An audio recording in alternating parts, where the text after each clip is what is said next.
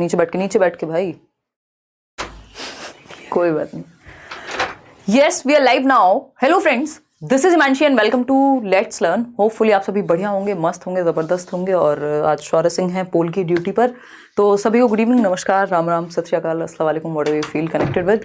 हम स्टार्ट करेंगे आज का सेशन। थोड़े से हम लेट हैं क्योंकि आज मेरा एक सेमिनार था एक कॉलेज में, और तो आना जाना फिर ड्राइविंग मुझे खुद से शौक है, तो थोड़ा भागम भाग हो गई। बट ठीक है, छुट्टी हम नहीं करेंगे क्योंकि अभी सीटेट का टाइम है और ये ज़रूरी है कि आप लोगों को हर दिन मेरी शक्ल दिखे। कुछ लोगों को देख के मोटिवेशन मिलता है और फिर जो साथ में काम करते हैं वो एक अलग अप्रोच रहती है। तो ये ज़रूरी है कि क्योंकि रेगुलरिटी बनी रहती है, अगर डेली क्लास हो तो कई लोगों के लिए ज़रूरी हो जाता है कि उनको एक सहारा मिल जाता है, स्कैप फोल्डिंग हो जाती है अगर क्लास डेली हो तो आप लोग आ जाइए भाई। स्टार्ट करेंगे आज का सेशन।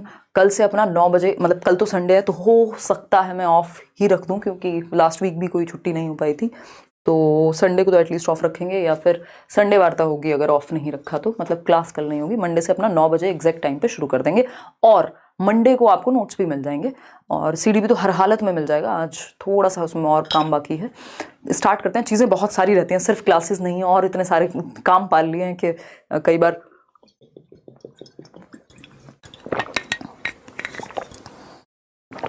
चलिए स्टार्ट करते हैं। फर्स्ट क्वेश्चन आपके सामने। हाँ, मैं बिल्कुल क्षमा चाहती हूँ जितने भी लोगों ने इंतजार किया, परेशान रहे। शेयर कर दीजिएगा उन लोगों तक जो लोग भी डेली सेशन देखते हैं और किसी वजह से नोटिफिकेशन वगैरह अगर ना गया हो तो ये पीडीएफ आपको टेलीग्राम चैनल पर मिल जाएगा, जहां हम लगभग 6 लाख लोग जुड़े हुए हैं। तो किसी भी फेक चैनल से ना जुड़ें। हम आज सिर्फ 15 क्वेश्चन ही करने वाले हैं क्योंकि मुझे पता था कि मैं थोड़ी सी लेट हो जाऊंगी घर पहुंचते पहुंचते।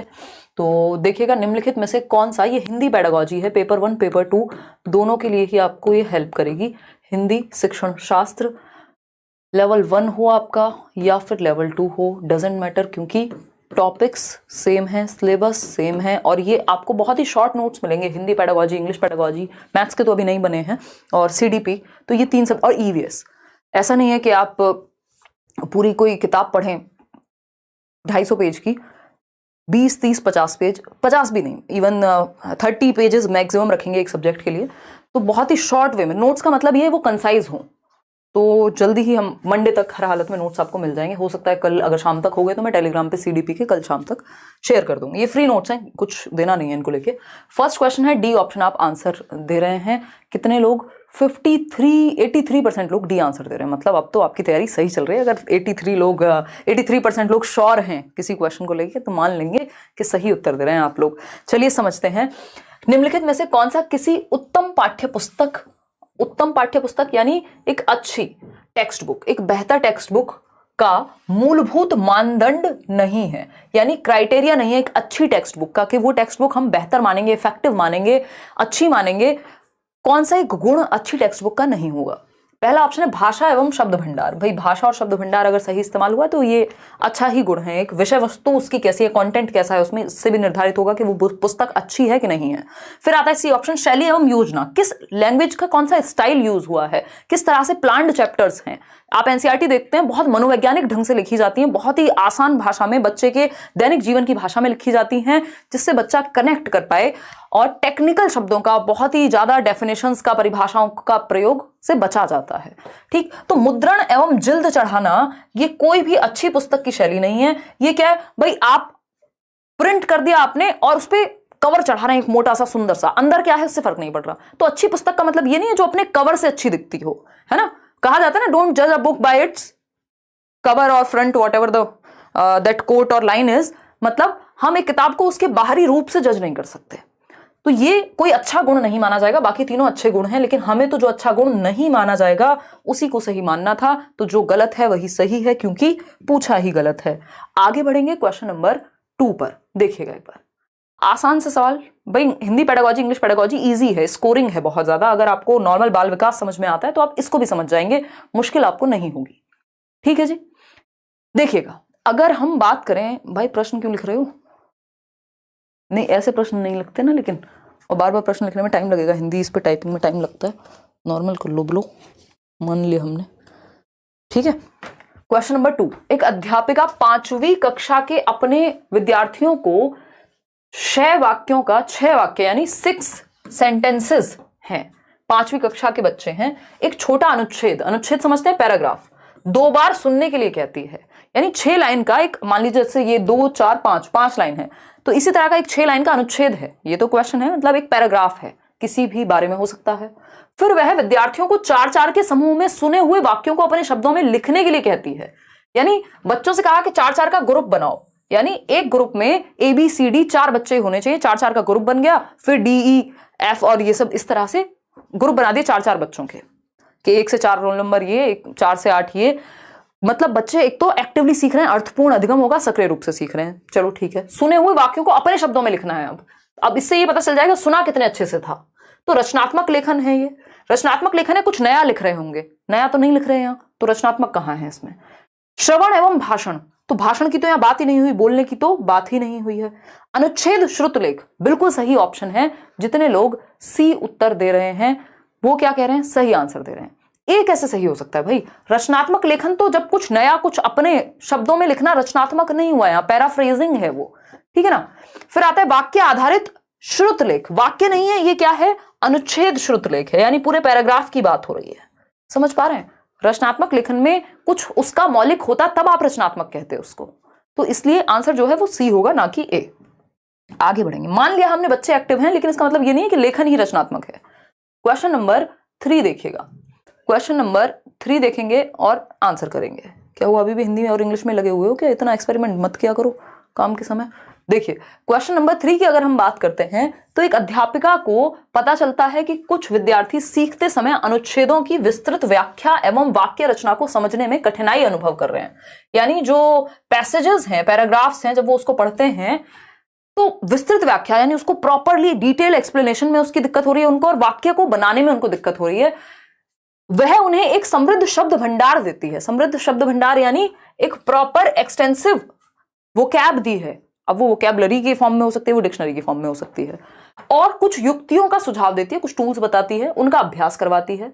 इस तरह कुछ समय पश्चात उसके विद्यार्थी भाषा सीखने संबंधी कठिनाइयों को दूर कर पाते हैं, दर नहीं कर पाते हैं, दूर कर पाते हैं। ठीक, अध्यापिका ने यह किस प्रकार का आकलन किया है, मतलब क्या किया है, कठिनाई का पता लगाया है और उसका सॉल्यूशन निकाला है। कठिनाई का पता लगा करके उपचार किया है। तो जब भी हम कठिनाई का पता लगा करके उपचार की बात करते हैं तो इसको निदानात्मक आकलन कहते हैं। बिल्कुल आंख बंद करके आप उत्तर लगा सकते हैं। ये रचनात्मक आकलन, योगात्मक आकलन, स्थानात्मक आकलन, कुछ भी लिखा हो, अगर बच्चे के गैप को आइडेंटिफाई किया है, कमियों को पहचाना है, कठिनाई को पहचान के उस पर काम किया है, तो ये निदानात्मक आकलन है। डायग्नोस्टिक असेसमेंट कहते हैं। इसमें डायग्नोस करेंगे आप, रचनात्मक के अंदर ही आता है ये एक तरह से। तो इसमें आप डायग्नोस करेंगे, पता लगाएंगे और फिर उपचारात्मक शिक्षण देते हैं, जो बाद में उन्होंने किया है। उपचारात्मक शिक्षण देते हैं यानी उपचार, रेमेडियल टीचिंग देते हैं। तो पहले निदान करते हैं, पहले पता लगाते हैं। जैसे एक डॉक्टर बीमारी का पता लगाएगा, लेबोरेटरी में टेस्ट होता है, ब्लड टेस्ट करा के आते हैं, फिर डायग्नोज होगा क्या समस्या है। उसी तरह से यहाँ पे कठिनाई किस लिए टेस्ट लिया, ताकि पता लग सके कि कहाँ समस्या है। तो इसको निदानात्मक परीक्षण या आकलन कहते हैं। आगे बढ़ेंगे, क्वेश्चन नंबर 4 देखिएगा, आसान सा सवाल एक और। क्वेश्चन नंबर 4 कहता है, किसी भाषा की परीक्षा टेस्ट का ब्लूप्रिंट तैयार करते समय निम्नलिखित में से कौन सा कार्य आवश्यक नहीं है। देखिए जल्दबाजी में नहीं पढ़ेंगे, मतलब अगर आपने प्रैक्टिस बहुत अच्छी की होगी तो आप जल्दी भी पढ़ेंगे तो भी आपका आंसर गलत नहीं होगा, लेकिन अभी प्रैक्टिस करना बहुत जरूरी है। पूछा है जब आप ब्लूप्रिंट बना रहे हैं, ब्लूप्रिंट आप समझ रहे हैं कौन सा चैप्टर कितना कैसे कराएंगे, है ना। कुछ चैप्टर्स की यूनिट कब कब कैसे कैसे होगा, यूनिट में डिवाइड कर दिया, कुछ चैप्टर्स होते हैं एक यूनिट में, और आप ब्लूप्रिंट बना रहे हैं कि कैसे आप पढ़ाने वाले हैं। लगभग 19,000 लोग हम लोग जुड़े हुए हैं, 19,000 से ज्यादा ही, और सिर्फ 6,900 लोगों ने लाइक किया। मान लिया आज हम लेट हो गए, बट आप भी तो कुछ समझेंगे या नहीं। 20,000 लोग हम लोग जुड़े हुए हैं, आप भी तो ये समझेंगे कि कितनी दूर से आज भाग भाग के सेमिनार से लेके और क्लास की छुट्टी बिल्कुल नहीं हुई है। इसका मतलब पूरी मेहनत की जा रही है आपके साथ। ठीक, देखिए किसी भाषा की परीक्षा टेस्ट का ब्लूप्रिंट, के टेस्ट में कितने जो क्वेश्चंस हैं वो मुश्किल होंगे, कितने आसान होंगे, कैसे होंगे, वो यूनिट प्लान की मैं बात कर रही थी, यहाँ ब्लूप्रिंट लिखा है।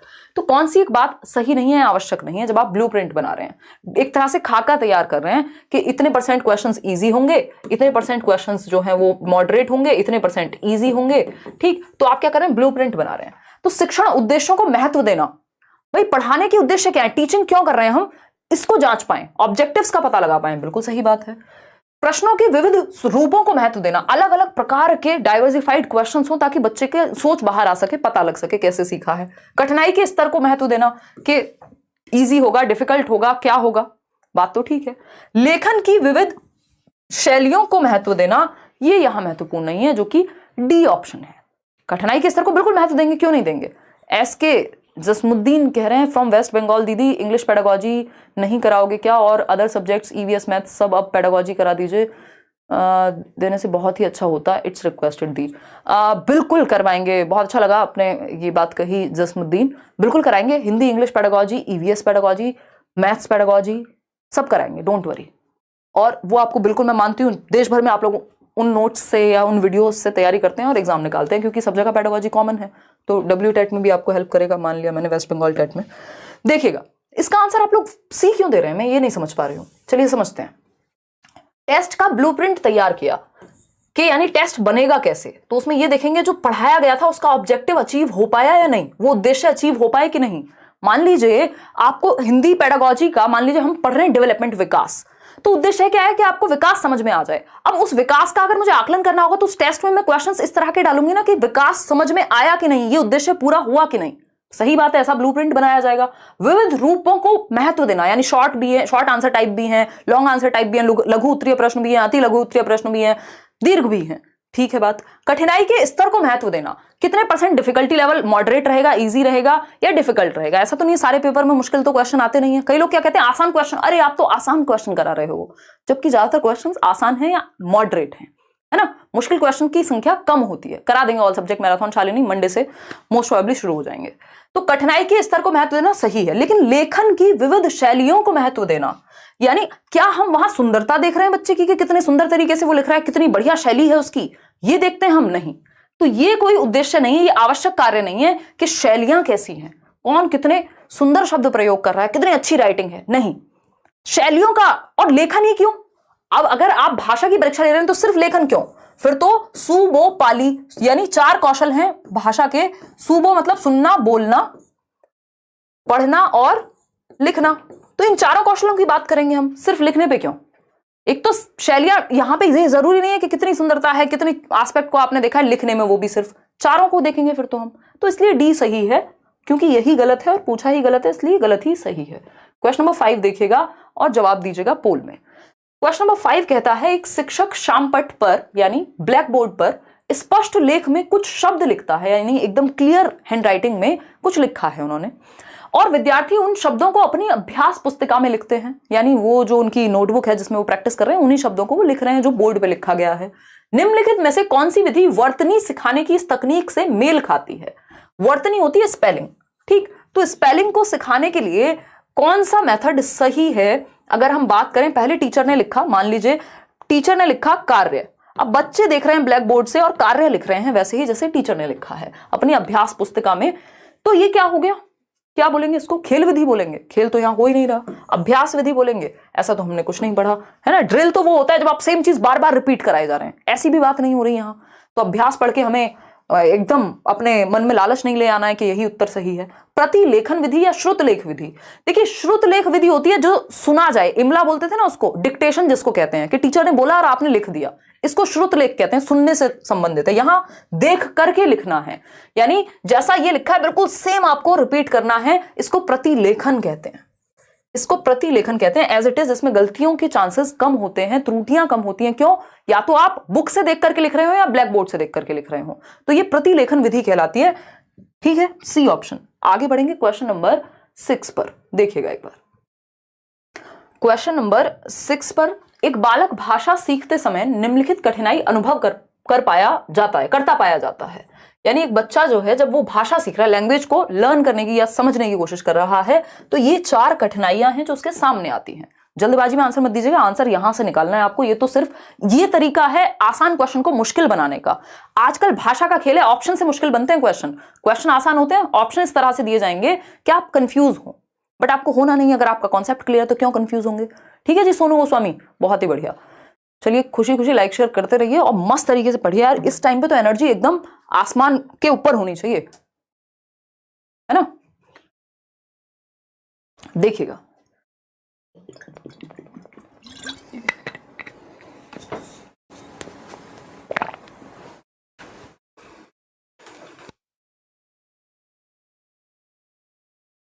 हमने बात की थी पानी पीते हुए माइक ऑफ करने की, अभी याद आया।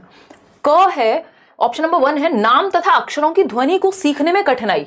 यानी बच्चे को नाम याद रखने में और ध्वनि को, यानी पेन को वो पिन बोल पा रहा है या उसको ध्वनि और नाम याद नहीं रखा जा रहा लेटर्स का, या जो भी वो सीख रहा है। ऊंचे स्वर में पढ़ते समय गलतियां करना, यानी जब हम उसको जोर से पढ़ने को कहते हैं तो वो गलतियां करता है बहुत ज्यादा।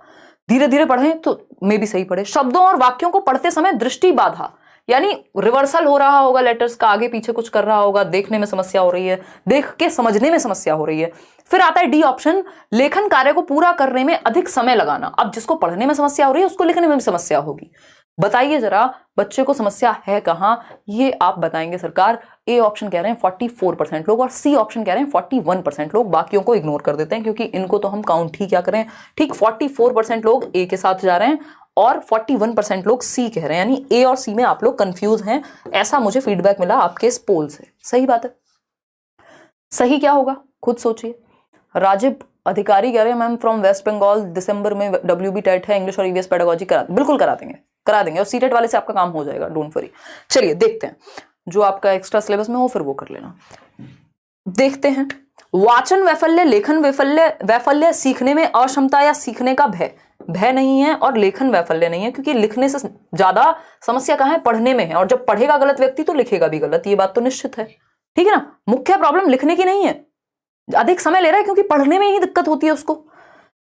वाचन वैफल्य या सीखने में अक्षमता, देखो सीखने में अक्षमता होती है लर्निंग डिसेबिलिटी, लेकिन यहां पर इससे भी ज्यादा प्रिसाइज आंसर है, टू द पॉइंट आंसर दिया हुआ है, जिसको हम डिस्लेक्सिया कहते हैं। वाचन वैकल्य है, वाचन बोलने को कहते हैं। वाचन किसको कहते हैं, बोलने को कहते हैं। पठन वैफल्य भी कह देते हैं। डिस्लेक्सिया के कई नाम है और हिंदी में तो कई नाम आपको मिल ही जाएंगे। वैफल्य, पठन वैफल्य। ठीक, तो हम ये कहेंगे कि ये डिस्लेक्सिया है, ऐसा नहीं है कि सीखने में अक्षमता तो कोई भी हो सकती है। फिर लर्निंग डिसेबिलिटी तो बहुत तरह की है। अगर हमारे पास डायरेक्ट डिस्लेक्सिया का आंसर अवेलेबल है तो हम वो उसे लगाएंगे ना सी की जगह। अगर ये ए नहीं होता तब हम सीखने में अक्षमता लगा सकते थे कि भाई लर्निंग डिसेबिलिटी है। ठीक, LD शब्द किसने दिया था लर्निंग डिसेबिलिटी, बताओ फटाफट, सैमुअल किर्क ने 1960s में। ठीक, आगे बढ़ेंगे, ए ऑप्शन यहां सही है। वाचन, पढ़ने को वाचन भी कहा जाता है, याद रखिएगा। आगे बढ़ेंगे क्वेश्चन नंबर 7। देखिएगा क्वेश्चन नंबर 7 ये कहता है एक अध्यापिका लखनऊ पर पाठ पढ़ाती हैं। लखनऊ हम सभी को पता है नवाबों का शहर कहा जाता है, या जो भी आप कहना चाहें, बड़े प्यार से वहां की भाषा, अदब की भाषा ऐसा कहा जाता है। मैं चाहूंगी कभी मौका मिलेगा, शायद मेरा एक सेमिनार भी था, मुझे याद नहीं कब था। देखिए मतलब था मीन्स है। एक अध्यापिका लखनऊ पर पाठ पढ़ाती हैं। विद्यार्थियों द्वारा मौन पठन के पश्चात, मौन पठन समझते हैं, साइलेंट रीडिंग, वह उनसे निम्नलिखित प्रश्न करती है। लखनऊ के बारे में कोई पाठ पढ़ाया, कोई चैप्टर पढ़ाया, कोई लेसन पढ़ाया, और उसके बाद जब ये हो गया तो उनको कहा गया कि एक काम करो, आप खुद से पढ़ो ये चैप्टर, मौन पठन करो, साइलेंट रीडिंग करो। साइलेंट रीडिंग में क्या है, पोल आने से पहले ही गायब हो जाता है, क्वेश्चन बाद में। सॉरी, इतनी क्या जल्दी है ब्रो, है नहीं, 3 मिनट बाद होता है, देख रहे हो, सब अपने बचाव में बातें कर रहे हैं। ठीक, तो हम यहां पर टाइम दिया करो पोल लगाने का, कोई दिक्कत वाली बात नहीं है। चलिए देखिएगा, एक बार समझते हैं क्वेश्चन कहता क्या है। अब हम हो गए हैं 25,000 लोग और लाइक करने वालों की संख्या है 11,000। देखिए हमारे यहाँ अगर left hand side is equal to LHS बराबर RHS नहीं होता तो हम जाने नहीं देते लोगों को घर, यहीं पकड़ के बिठा लेते हैं रात को। वैसे ही 10 बज रहे हैं, अब सोच लीजिए आप, हमारे यहाँ ऐसा ही होता है। यस यस यस, चलिएगा, खैर ये हंसी मजाक की बातें आपकी चलती रहेंगी। देखेंगे अगर मैं बात करूं यहाँ किस चीज की, लखनऊ पे पाठ पढ़ाया, बाद में साइलेंट रीडिंग के लिए कहा। साइलेंट रीडिंग में आपका दिमाग और आपकी आंखें एक्टिव होती हैं, जबान से आप कुछ नहीं बोलते, चुपचाप से पढ़ते हैं और मन में समझने की कोशिश करते हैं। हजरतगंज में शोर क्यों नहीं था, ये एक क्वेश्चन पूछा। लखनऊ को नवाबों का शहर क्यों कहा जाता है, देख रहे हो अंतर्यामी हो गई हूं मैं, पहले ही समझ आ गया था ये सब आएगा। लखनऊ को नवाबों का शहर क्यों कहा जाता है, निम्नलिखित में से कौन सा अ व ब प्रश्नों की प्रकृति को परिभाषित करता है। यानी ये जो प्रश्न है ये पाठ से ही संबंधित हैं और बच्चों को पहले पढ़ाया गया और फिर उनको पढ़ने को कहा गया है, मौन पठन, यानी उनके दिमाग में ये चीज उस चैप्टर से रिलेटेड होगी। इतनी बात सही है या कोई दिक्कत है? देखिए अगर बीएड नहीं किया है तो आप भर नहीं सकते निधि, बीएड करना जरूरी है या कोई टीचिंग ट्रेनिंग। पीजी का तो मार्क्स मैटर ही नहीं करते अगर मैं बात करूं सीटेट की। वैसे आप भर सकते हो क्योंकि राउंड ऑफ में 50% ही है आपका, 49.28 भी। ठीक है साक्षी सिंह, बहुत बढ़िया। 37% लोग ए कह रहे हैं। चलिए समझते हैं। अब ये क्योंकि इस चैप्टर में ही निहित होगा, ये सिंपल याद रखने वाली भी चीज है इसमें कि मौन पठन के पश्चात या किसी चीज के बारे में बताने के पश्चात जब हम प्रश्न कर रहे हैं तो वो उससे संबंधित है, उस पार्ट से संबंधित है। पुनरावृत्त्यात्मक प्रश्न नहीं कहेंगे क्योंकि ये प्रश्न पहले कराया नहीं है। कालांतरित और सिर्फ प्रश्न कराने के बाद होता, पढ़ाने के बाद होता तो फिर भी कह सकते थे कि भाई ठीक है। कालांतरित प्रश्न, परिचयात्मक प्रश्न, परिचय की बात कर रहे हैं, ये बोध की बात कर रहे हैं, नहीं। ये सिंपल, अगर हम देखेंगे इसके चारों ऑप्शन आपको सही लगेंगे, लेकिन ये एक फैक्चुअल क्वेश्चन है जिसको आपको दिमाग में रखना है कि मौन पठन के पश्चात जो क्वेश्चंस पूछे जाते हैं हम उनको कालांतरित प्रश्न कहते हैं, कि इस काल में जो भी आपने पढ़ा था उस चैप्टर में उससे संबंधित है ना। ये सिर्फ रिवीजन के लिए नहीं है, रिकैप्चुलेशन वाले नहीं है। क्वेश्चन नंबर 8 देखिएगा। क्वेश्चन नंबर 8 है, ये कहता है निम्नलिखित में से कौन सा मौन पाठ का लाभ नहीं है। मौन पाठ समझते हैं आप, साइलेंट रीडिंग। अभी हमने बात की थी आपकी आंखें यानी आपकी आईज और आपका मस्तिष्क, आंखें और मस्तिष्क यानी ब्रेन आपका और आपकी आंखें ये एक्टिव होती हैं और आप बेहतर तरीके से मन में कॉम्प्रिहेंड कर पाते हैं। इसी को मौन पठन यानी साइलेंट रीडिंग कहते हैं। जब बाहर आवाज नहीं आती, आप मन में समझ रहे होते हैं पढ़ के, जैसे आप ट्रेन में जा रहे हैं कोई बुक पढ़ रहे हैं, साइलेंट रीडिंग है। एक होता है लाउड रीडिंग, जब बच्चा, एक होता है ना एक बच्चे को खड़ा किया, वो पढ़ रहा है जोर जोर से पूरी क्लास में, उसको लाउड रीडिंग कहते हैं। जब आप क्या सस्वर पठन कहते हैं उसको, पूरे स्वर लगा करके पढ़ने की कोशिश है। लेकिन दूसरा होता है साइलेंट रीडिंग। तो जो आपका लाउड रीडिंग है, जो सस्वर पठन है, उसमें बच्चे का उच्चारण बेहतर होता है क्योंकि वो बोलता है। जब बोलेगा तो सुनेगा भी, और कोई अगर टीचर है तो वो करेक्ट भी करेंगे जहां जरूरत होगी। लेकिन मौन पठन में ऐसा नहीं होता। तो इसका लाभ क्या नहीं है? यह विद्यार्थियों की झिझक और संकोच दूर करता है। यह गलत है, क्योंकि जब बच्चे ने मन में पढ़ लिया, सही पढ़ा के गलत पढ़ा किसे पता लग रहा है? तो संकोच कहां से दूर हुआ? संकोच तो जब बच्चा क्लास में खड़ा होता और पढ़ता सबके सामने तब दूर होता, झिझक तो तब दूर होती, उच्चारण तो तब अच्छा होता। ठीक, यह विद्यार्थियों की ऊर्जा बचाता है। हाँ, ये बात बिल्कुल है कि आपकी एनर्जी बच जाएगी, क्योंकि अभी जैसे मैं 1 घंटे, 1.5 घंटे, 3 घंटे जब क्लासेस होती हैं, तो जब इतना चिल्ला के, क्योंकि बिना बोले तेज एनर्जी नहीं आती। अब मैं धीरे धीरे बोलूंगी, अच्छा आज हम एक क्वेश्चन करेंगे, ऑप्शन ए है बच्चों, है ना। ये वो वाले बिल्कुल ओल्ड स्कूल टीचिंग वाली फीलिंग दे रहा है, ये ट्रेडिशनल टीचिंग है। आज के समय में एनर्जी चाहिए हमको, तो वो अपने आप ही ऊर्जा बहुत खर्च होती है लेकिन इसमें। और पानी तो इतना मन करता है कि पूरा पानी पी जाओ दुनिया का, है ना। मछली पी गई सारा पानी, लीव इट। विद्यार्थी समझ एवं चिंतन से अर्थ ग्रहण करते हैं, यानी जब आप खुद से बाहर नहीं बोल रहे होते हैं तो कई बार क्या होता है, जब बच्चा खड़े होकर लाउड रीडिंग कर रहा होता है तो उसको मीनिंग पता हो ना पता हो, उसके सामने शब्द आ रहा है और वो पढ़ते जा रहा है। लेकिन जब आप मौन पठन करते हैं तो आप समझते हैं चीजों को और चिंतन भी कर पाते हैं, अर्थ ग्रहण कर पाते हैं। ये बात भी सही है, मौन पठन का फायदा है, ये भी लाभ है। यह विद्यार्थियों में स्वतः अध्ययन की प्रवृत्ति विकसित करता है, यानी वो खुद से स्व पठन, सेल्फ रीडिंग जो है उनकी, या सेल्फ स्टडी जो है वो बढ़ेगी, क्योंकि बच्चों को मन में पढ़ने की आदत होगी, अपने साथ बैठ के सीखने की आदत हो गई। ठीक, लेकिन ए ऑप्शन गलत है, इसीलिए सही है कि ये कोई लाभ नहीं है। झिझक और संकोच दूर नहीं हो पाएगा। क्यों? क्योंकि वो मन में पढ़ रहा है। तो किसी को क्या पता, झिझक तो जब दूर होगी ना, जब आप, मान लीजिए आपको स्टेज फियर है या आपको लोगों के सामने बोलने में शर्म आती है, तो 4 बार बेइज्जती करानी पड़ेगी ना खड़े होके। मतलब जरूरी नहीं है हो, लेकिन झिझक तो तभी खुलेगी ना जब आप उस काम को करोगे। तो ये तो मौन पठन में संभव नहीं है। तो ए ऑप्शन सही है, क्योंकि यही गलत है और पूछा ही गलत है। क्वेश्चन नंबर 9 देखिएगा। इस बार क्वेश्चंस अच्छे हैं क्योंकि इन्होंने क्या किया है, अब मान लो ये 5 ऑप्शन दे दिए, इनको समझते हुए, इन 5 के 5 को समझ के यहां से आंसर करना है आपको। 6 हैं बल्कि। बताइएगा, फटाफट से पढ़िए और इसका जवाब दीजिए, फिर मैं पढ़ूंगी आपके बाद। पहले आप पोल में जवाब दीजिए इसको पढ़ के। आपके पास हैं कुछ 30 सेकेंड। दीपक शर्मा, बताइएगा। इतने में पानी पीती हूँ माइक ऑफ करके, नहीं तो कई लोगों को हार्ट अटैक आ जाएगा, इतनी तेज आवाज आती है। आप प्राइमरी स्कूल 1 किलोमीटर और 3 किलोमीटर आपका एलिमेंट्री, यही पढ़ते आए हैं हम लोग। क्या समस्या आ गई? हाँ सही तो है शोभित। 1 किलोमीटर प्राइमरी स्कूल और 3 किलोमीटर एलिमेंट्री, 6 to 8 वाला।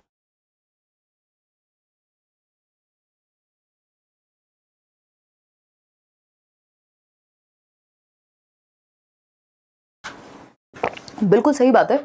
और ये घर से स्कूल की दूरी बता रही हूं मैं। चलिए आते हैं, आरटीई कहता है ऐसा।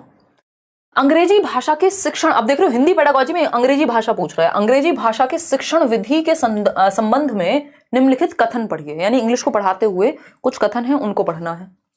इसमें सब गोल हो गए, है ना, सबके ऊपर से चला गया, टप्पा खा के निकल गया बॉल की तरह, है ना। ये बाउंसर था, चलो कोई बात नहीं, इंडिया हारी, आप नहीं हारेंगे पेपर में। देखिए, यह शिक्षण पद्धति सर्वप्रथम जर्मनी में प्रारंभ की गई थी, यानी कहां से शुरू हुआ ये मेथड? जर्मनी से। अंग्रेजी भाषा सिखाने के लिए पूरे यूरोप में पूरे यूरोप में यह व्यापक रूप में अपनाई गई है। सही बात है। शिक्षण की इकाई शब्द है, न कि वाक्य, यानी वर्ड है, डायरेक्ट सेंटेंस नहीं है, वर्ड को हम समझ रहे हैं। विषय सामग्री मानक प्रारूप में विभाजित की जाती है, यानी स्टैंडर्ड फॉर्म में क्या करते हैं, उसको डिवाइड कर लेते हैं। कैसे पढ़ेंगे? यह औपचारिक से क्रियात्मक चरणों की ओर जाती है, यानी फॉर्मल से एक्टिविटी। वाक्य रचना व्याख्या करने में वाक्य रचना का सर्वोत्तम उपयोग करती है, यानी कि वाक्य रचना व्याख्या करने में वाक्य रचना का सर्वोत्तम उपयोग करती है। एक्सप्लेन करेंगे कैसे सेंटेंस है, क्या उसका मतलब है, समझेंगे, ट्रांसलेट करेंगे। निम्नलिखित में से कौन सी इन विशेषताओं को दर्शाती है? दृश्य श्रव्य विधि है, ये द्विभाषीय विधि है, स्थानापन्न विधि है, या व्याकरण सम्मत अनुवाद विधि है। देखिए, शब्द की बात हो रही है, विभाजन की बात हो रही है, औपचारिक यानी फॉर्मल रूल से फिर हम क्रिएटिविटी पे, उस पे एक्टिविटी पे जा रहे हैं। व्याख्या से किधर जा रहे हैं? वाक्य रचना की बात हो रही है, वाक्य की बात हो रही है, मतलब कहीं ना कहीं व्याकरण की बात हो रही होगी।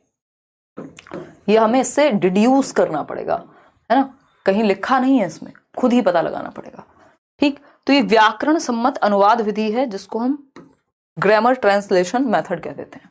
दूसरी भाषाओं को समझने के लिए जब आप एक लैंग्वेज से दूसरी लैंग्वेज ट्रांसलेट कर करके पढ़ते हैं, जब इंग्लिश भी हम हिंदी में पढ़ रहे हैं, उसको हम व्याकरण अनुवाद विधि कहते हैं।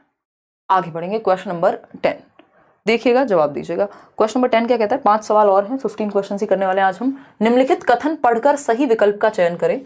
अभी आपका असर्शन और स्टेटमेंट, मतलब स्टेटमेंट और रीजन यहां भी दे दिया इन्होंने। कथन और तर्क दिया है, कथन को अ कहा है, तर्क को बी कहा है। मूल्यांकन का उपकौशल उपागम जो किन बिंदुओं में मदद की जरूरत है, यह भांपने की अध्यापक की सहज बुद्धि को परिलक्षित करता है। यानी ये उपकौशल है, आपकी सब स्किल है इवैल्यूएशन की, कि बच्चों को कठिनाई कहां हो रही है, यानी एक तरह से आप डायग्नोज कर रहे हैं। बात तो सही लग रही है, सुंदर लग रही है ना? चक्कर तो नहीं आ रही है बड़ा सा क्वेश्चन देख के? ठीक, फिर अगर हम बात करते हैं किस चीज की, नहीं साइंस की तो नहीं होगी भाई class. I am from Lucknow ma'am, आपसे पढ़कर मोटिवेशन बनी रहती है। Thank you ma'am for your efforts. बहुत बढ़िया कृति मिश्रा, अच्छा लगा। लेखन और श्रवण की परीक्षा को कई उपकौशलों में बांटा जा सकता है, एकीकृत भाषा परीक्षाओं द्वारा पूरा किया जा सकता है। यानी जो लेखन और श्रवण की परीक्षा है, यानी ओरल और रिटन जो एग्जाम है, उसको हम कई स्किल्स में बांट करके डिफरेंट तरीके से ले सकते हैं, और एकीकृत भाषा परीक्षाओं द्वारा पूरा किया जा सकता है, यानी इंटीग्रेट कर सकते हैं लैंग्वेज को दूसरे से। दोनों ही बातें कुछ नेगेटिव नहीं कह रही हैं, है ना। वैसे भी आप लोगों का तो फंडा है ना, कि जब इसमें कुछ समझ ना आए तो ए और बी दोनों सही हैं, ये कह दो। बट इसमें ये बात जो है, ये भी सही थी, तो शुरुआत में ही सही थी कि डायग्नोज कर लेंगे प्रॉब्लम एंड ऑल। बट जो बात यहां चल रही थी वो यहां नहीं हो रही, यहां कुछ और चल रहा है, वहां कुछ और चल रहा है। वहां मूल्यांकन के उपकौशल की बात हो रही है, यहां एकीकृत भाषा की बात हो रही है, कौशलों की बात हो रही है नॉर्मली। तो ए और बी दोनों सही है, लेकिन एक्सप्लेनेशन सही नहीं है। कहीं है ऐसा ऑप्शन? दोनों ए और बी सही है, लेकिन बी जो है या ब जो है वो अ की सही व्याख्या नहीं करता। ठीक है ना, सी ऑप्शन। आगे बढ़ेंगे, क्वेश्चन नंबर 11 देखेंगे एक बार। एक अध्यापक किसी पाठ्य सामग्री का आधा भाग स्वयं ऊंचे स्वर में पढ़कर अपने विद्यार्थियों से कहता है या कहती है कि वे उस पाठ के अंत को अपने अनुसार पूर्ण करें। यानी एक टीचर ने आधा भाग पढ़ा, एक चैप्टर का हाफ पढ़ा, उसको लाउड रीडिंग की, और विद्यार्थियों से कहा कि इसका जो अंत है, अब जो ये स्टोरी का अंत है, अपने अनुसार पूर्ण करें। मतलब आधी स्टोरी सुनाई और उसके बाद कहा कि खुद से लिखो या कहीं पे बताओ मुझे कि इस स्टोरी का एंड कैसे हो सकता था। ये ऐसा है जैसे आपने कोई मूवी देखी हो और हाफ मूवी बंद कर दें आप, आधे घंटे 1.5 घंटे चला करके, 2 घंटे चला करके, और कहीं अब एंड बचाए आधे घंटे का, 2.5 घंटे की मूवी है, इसका एंड खुद सोचो क्या हुआ होगा अंत में। वो कौन सी मूवी है? कोई तो मूवी है ना, अंधाधुंध। तो उसको लेकर के लोग अभी तक समझते रहते हैं कि इसका अंत आखिर हुआ क्या था। अब वो नेक्स्ट पार्ट में पता लगेगा। तो जो भी लोग अपने मन से अंत क्रिएट कर रहे हैं, जो भी बच्चे यहाँ कहानी का अंत, जो एंड ऑफ स्टोरी है, खुद से सोचेंगे, तो उनकी कल्पना शक्ति मजबूत होगी, इमेजिनेशन अच्छी होगी, थिंकिंग पावर अच्छी होगी, वो अपने दिमाग पे जोर डालेंगे। ऐसा हम कई बार कराते हैं, ये क्रिएटिविटी इससे डेवलप होती है बच्चे की। ये बात सही है। इस गतिविधि को किस प्रकार की गतिविधि माना जाएगा? अनुभव आधारित गतिविधि, यानी बच्चे अपने एक्सपीरियंस के आधार पर कल्पना कर पाएंगे स्टोरी को, बिल्कुल सही बात है। समूह कार्य, ग्रुप की तो यहाँ सच कोई बात नहीं हो रही कि ग्रुप में ही करें, ऐसा तो नहीं कहा। सब हर बच्चे का अपना एक अलग अंत हो सकता है। लेखन गतिविधि, जिसका जिसमें इंटरेस्ट होगा, किसी को भूतिया चीजों में इंटरेस्ट होगा हमारे शौर्य की तरह, तो वो भूतिया अंत कर देगा कहानी का। किसी को भगवान में इंटरेस्ट ज्यादा होगा, वो भगवान से जोड़ देगा कि लास्ट में भगवान आ गए थे, बचा लिया उसको, है ना। कुछ और होगा, किसी को जिसमें इंटरेस्ट होगा, लोग अलग अलग तरह के बच्चे कल्पना करेंगे। लेखन गतिविधि यानी राइटिंग एक्टिविटी है ये, सिर्फ इसमें सिर्फ राइटिंग नहीं है, इसमें इमेजिनेशन भी है। अंतर्बोध आधारित गतिविधि है, ये है अनुभव आधारित। बच्चा अपने अनुभव से या अपने अनुभव के आधार पे यहां स्टोरी क्रिएट करेगा। A option is the right answer. आगे बढ़ेंगे क्वेश्चन नंबर 12 पर। क्वेश्चन नंबर 12 देखिएगा, ये कहता है निम्नलिखित पद्धतियों में से कौन सी पद्धति विद्यार्थियों में शब्द भंडार विकसित करने की सर्वोत्तम युक्ति है। हर बार रिपीट होता है, एमएफ कहेंगे इसको मोस्ट फेवरेट क्वेश्चन। हर बार रिपीट होता है कि शब्द भंडार विकसित करने के लिए, यानी वोकैब डेवलप करानी है, बच्चों को बहुत सारे शब्द आते हैं, वोकैबलरी उनकी बढ़ जाए, इसके लिए क्या करें। एक तो तरीका होता है डिक्शनरी का, दूसरा होता है संदर्भ में पढ़ा दें। चलिए देखते हैं। समानार्थी एवं विपरीतार्थी शब्दों को याद कराना, यानी सिनोनिम और एंटोनिम की बात करें हम। चलो ठीक है। दिए गए संदर्भ में नए शब्दों के अर्थ का अनुमान लगाना, यानी जब आप एक स्टोरी, एक नॉवल पढ़ रहे हैं, मान लीजिए सारे वर्ड्स का मीनिंग आपको पहले से पता हो, कोई मूवी भी देख रहे हैं तो सारे वर्ड्स, मान लीजिए इंग्लिश में देख रहे हैं, सारे वर्ड्स का मीनिंग पता होगा, फिर तो आप ईश्वर की कैटेगरी में आ जाएंगे या बहुत बड़े ज्ञाता हो जाएंगे उस भाषा के। तो सारे वर्ड हमें पता नहीं होते, लेकिन हम क्या करते हैं, कहानी के अनुसार संदर्भ में, जिस संदर्भ में बात कही जा रही है, जिस कॉन्टेक्स्ट में बात कही जा रही है, उससे अनुमान लगा लेते हैं। इससे क्या होगा, आपको नए नए वर्ड्स का मीनिंग पता लगता रहेगा।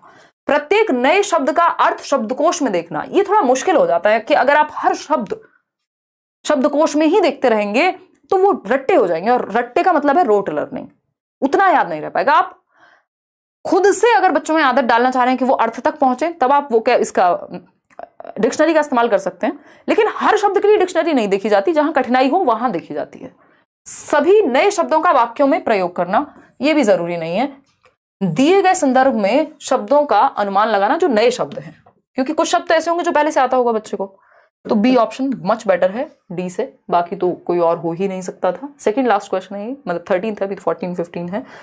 बहुभाषिता का प्रयोग, यानी मल्टीलिंगुअलिज्म को जो हम यूज करने की बात कर रहे हैं, एक संसाधन के रूप में करना चाहिए, एक रिसोर्स के रूप में। ये इंग्लिश में भी ऐसे आता है, मल्टीलिंगुअलिज्म इज अ रिसोर्स। क्या है बताइए। शिखा कह रही है सुपर चैट नहीं हो रहा। शिखा आप तो ऐसे ही पूछ लो, आपका क्वेश्चन तो ऐसे ही दिख गया मुझे, है ना। मैम कल नहीं दिखाया था, आज दिखा दीजिए पोल वाली मैडम को। आज पोल वाली मैडम नहीं आई है, वो हमारे साथ गई थी, वो थक गई।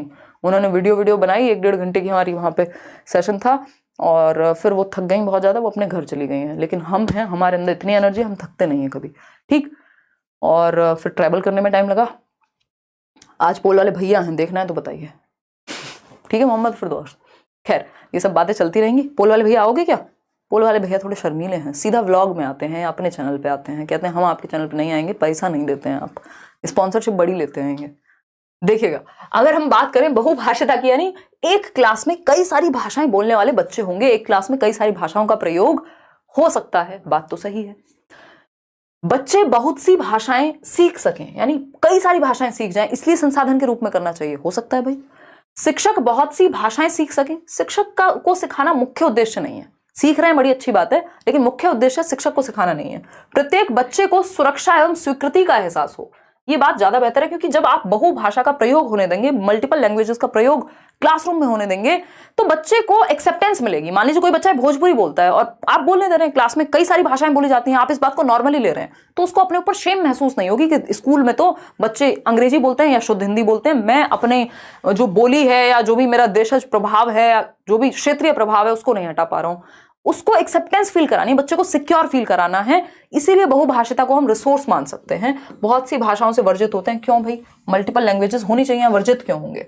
ठीक, तो बहुत सी भाषाएं सीखे ना सीखे, लेकिन सबको एक्सेप्टेड फील हो, स्वीकृत फील हो कि सबकी भाषाओं को महत्व दिया जा रहा है। आप देखते हैं कैसे अलग अलग जो पॉलिटिशियंस हैं वो कहीं भी जाते हैं, वो आप देखेंगे आज गुजरात गए हैं तो 4 शब्द बोल देंगे गुजरात के, या बांग्ला मतलब वहां गए हैं वेस्ट बंगाल तो बांग्ला में बोलेंगे, कुछ और बोले, मतलब जहां पे भी जो भाषा चलती है चाहे 2 ही शब्द सीख के चले गए वो, ठीक। तो ये क्या है, उनकी खैर की स्ट्रेटजी हो सकती है, बट सबको एक्सेप्टेड फील कराना मल्टीलिंगुअलिज्म का एक उद्देश्य हो सकता है। क्वेश्चन नंबर 14 देखिएगा, क्वेश्चन नंबर 14 देखिए और जवाब दीजिए। पोल लगा दिए?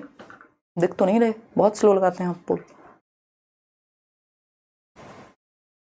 हाँ शगुफ्ता मैं समझ सकती हूँ, हल्का सा टिपिकल सेट कहेंगे। हिंदी पेडागोजी शायद ही इतनी मुश्किल कभी आई होगी, क्योंकि इन्होंने क्या किया है, एक ऑप्शन से 4-4 स्टेटमेंट दे दिए, फिर उनमें से भी 4 ऑप्शन चूज करने को दे दिए। तो ये पहला ही सेट है जिसको हम इस तरह से कर रहे हैं, जो मुश्किल सेट कहेंगे, कि जिसमें कुछ क्वेश्चन आपको ऐसे मिलेंगे 2-3 जो सर में दर्द कर सकते हैं। कक्षा में विद्यार्थियों को प्राय कहानी सुनाई जानी चाहिए, यानी हमें कहानी सुनाते रहना चाहिए बच्चों को। क्यों? विद्यार्थियों का मनोरंजन होता है, तो डांस भी करके दिखा दीजिए, सिर्फ कहानी क्यों सुनानी है ना। तो मनोरंजन तो और भी तरीके से हो सकता है, बट ठीक है मान लेते हैं। इससे नैतिक शिक्षा मिलती है, हो सकती है भाई। भाषा को समग्र रूप में प्रस्तुत किया जाता है या कठिन शब्दों का ज्ञान कराया जाता है। देखो कठिन शब्दों के ज्ञान के लिए अलग से लिखवा दो, वोकैबुलरी की प्रैक्टिस करा दो, बहुत तरीके हैं। ठीक, नैतिक शिक्षा के लिए अलग से नैतिक शिक्षा ही पढ़ा दो। यहाँ पे ये बात नहीं हो रही कि कहानी नैतिक है, अलग अलग तरह की कहानियां हैं। मनोरंजन के भी बहुत सारे साधन हैं, लेकिन मुख्य उद्देश्य देखो, यहाँ पे हम कभी बीच बीच में जोक्स क्रैक करते रहते हैं, मैं और आप हंसी मजाक करते रहते हैं। मुख्य उद्देश्य ये है कि आप जोक्स पे ध्यान दें? नहीं, मुख्य उद्देश्य ये है उन जोक्स के माध्यम से थोड़ा मनोरंजन होता रहे, आपका मन लगा रहे क्लास में और हम सीखते रहें। लेकिन मुख्य उद्देश्य ये है कि आप सीखें, आपके पेपर में मार्क्स आए, आपको ये चीज समझ में आए, लेकिन बोरियत के साथ नहीं। ठीक, तो मनोरंजन और बाकी सारी चीजें सेकेंडरी हैं। भाषा को समग्र रूप में प्रस्तुत किया जा सके, यानी कंप्लीट फॉर्म में कैसे होगा? कहानी के प्रति होता है, कहानी के माध्यम से एक तो उसको नैतिक शिक्षा भी मिल रही है, मनोरंजन भी हो रहा है, नए शब्द भी सीख रहा है, कल्पना भी करेगा, उसकी थिंकिंग प्रोसेस भी अच्छी होगी, कंक्लूजन भी ड्रॉ कर पाएगा, यानी लगभग कंप्लीट फॉर्म में एक स्टोरी के थ्रू आप भाषा सीख सकते हैं। तो सी ऑप्शन। क्वेश्चन नंबर 15 देखिए, आज के लिए आखिरी। भाषा अर्जन का अर्थ है, यानी लैंग्वेज एक्विजिशन, जिसको हम इंग्लिश में कहते हैं अर्जन, और एक होता है भाषा अधिगम। अधिगम है जो आप स्कूल में जाकर के सीख रहे हैं विद एफर्ट एंड प्रैक्टिस, उसको लर्निंग कहते हैं, लैंग्वेज लर्निंग। अर्जन है जो आप अर्जित कर ले रहे हैं। मान लीजिए मेरे आसपास ये 4 पेन पड़े हुए हैं, अब इनको क्या किया मैंने? अर्जित कर लिया। ठीक, एक साथ इकट्ठा कर लिया। मैंने कोई नई स्किल तो सीख नहीं ली दुनिया से अलग, है ना, बस पड़े हुए थे, अपने पास जोड़ लिया, क्योंकि मेरे पास एक क्षमता थी, 2 हाथ थे, मैंने यूज कर लिए। ठीक, अगर मैं बात करूं लैंग्वेज लर्निंग की, ये पेन बना कैसे, मैं उसकी टेक्निकलिटी में जाऊं, इस कलर को क्या कहते हैं, यही कलर क्यों कहते हैं, तब वो अधिगम होगा। जब मैं एफर्ट और प्रैक्टिस की बात करूं, जब मैं स्वाभाविक रूप से बहुत ज्यादा एफर्ट और प्रैक्टिस के बिना, बहुत ज्यादा प्रयास करे बिना भाषा को सीख लूं, तो इसको अर्जन कहते हैं। ये नॉम चॉम्स्की ने कहा है कि मनुष्य में आंतरिक क्षमता है भाषा को अर्जित करने की। जब आप देखते हैं छोटा सा बच्चा है, 3 साल 4 साल में इतनी तेजी से बोलना सीख जाएगा, क्यों? आप उसको स्कूल लेके गए, कोई किताब पढ़ाई, किसी टीचर के पास लेके गए? नहीं, अपने एनवायरमेंट से अर्जित कर ली। आंतरिक क्षमता है हमारे अंदर भाषा को अर्जित करने की, हमारे अंदर, जिसको कहा जाता है LAD, LAD, language acquisition device, भाषा अर्जन यंत्र। क्या है जी वो भाषा अर्जन यंत्र? भाषा अर्जन यंत्र बेसिकली भाषा को अर्जित करने की क्षमता, एक यंत्र हमारे पास है हाइपोथेटिकली, ऐसा नॉम चॉम्स्की कहते हैं। तो अर्जन का अर्थ क्या है देखते हैं। बी कह रहे हैं 65% लोग। किसी भाषा के व्याकरण के नियम, व्याकरण नहीं है अर्जन, अधिगम में होगा व्याकरण। कहाँ व्याकरण कहाँ सीख रहे हैं? अधिगम में, भाषा अधिगम। जब आप हिंदी स्कूल में जाके सीख रहे हैं और व्याकरण सीख रहे हैं, तब वो अधिगम हो गया। अर्जन में कोई व्याकरण नहीं सिखाई जाती बच्चों को। जब वो बोलना सीखता है, वो अपने एनवायरमेंट से बोलना सीख लेगा, तुतला तुतला के। किसी भाषा को अनौपचारिक परिवेश में, अनजाने में ही सीख लेना, यही सही उत्तर है कि इनफॉर्मली, बिना किसी कॉपी किताब, व्याकरण, टीचर, कुछ भी नहीं, कोई तामझाम नहीं है, बस जिंदगी से सीख गए। बड़े हुए, घर वालों ने बोलना शुरू किया, बड़े क्या हुए, जब से पैदा हुए सब बात कर रहे हैं बच्चे से, उसको नहीं आ रही, लेकिन धीरे धीरे वो अपने आप सीख जाएगा, बिना कुछ उसको अलग से सिखाए। 2 बार गलत बोलेगा, फिर सही भी बोलेगा। तो जब आप अनौपचारिक रूप से या क्या सीख लें, नेचुरली सीख लें, भाषा को नेचुरली सीख लें। कैसे? एक तरह से अचेतन रूप में, ठीक है, सचेतन प्रयास ना करना पड़े आपको। सी ऑप्शन है, किसी भाषा को औपचारिक परिवेश में सिखाना।